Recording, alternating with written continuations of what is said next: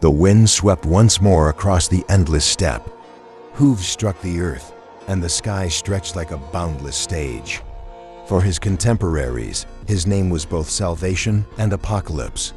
But this wind carried more than dust. It carried the cold shadow of power, the shadow of Genghis Khan. But what did he truly leave behind? Mere conquest, or a haunting reflection of humanity's own fragility? Genghis Khan's strategy was simple, yet merciless: speed, flexibility, and psychological terror.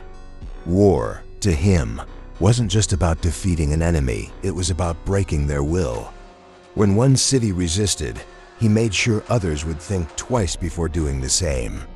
And so, the Mongol armies punished defiance systematically. Cities that stood their ground were razed. Their people killed or enslaved not for cruelty's sake, but as part of a chillingly effective policy: to rule through fear.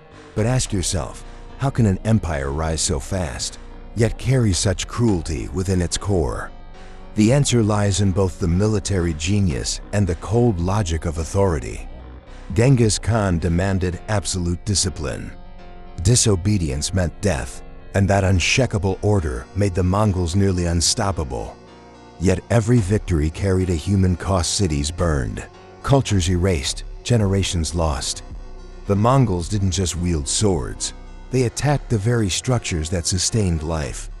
They burned farmlands, destroyed irrigation systems, and crippled trade.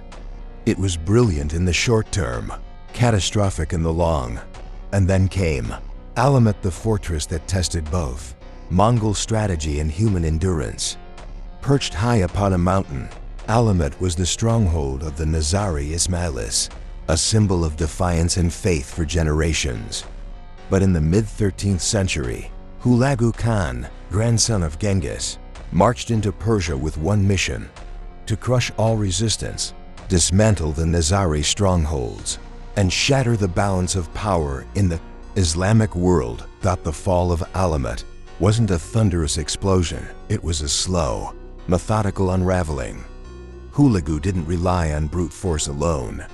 He used diplomacy and psychological warfare. Outposts fell one by one, supply lines were cut, and morale withered. Some fortresses surrendered in despair. Others resisted and paid dearly.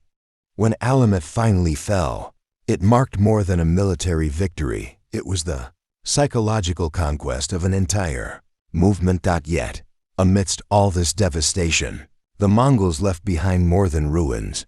The Mongols came like a storm. They reshaped the world, leaving both progress and pain in their wake. Ironically, their empire became a bridge connecting East and West as never before. Ideas, science, technologies, and crafts spread across continents. But this peace was built upon mountains of loss. The price of order was blood. So, as you listen, ask yourself, how do we judge such a legacy? Share your thoughts in the comments.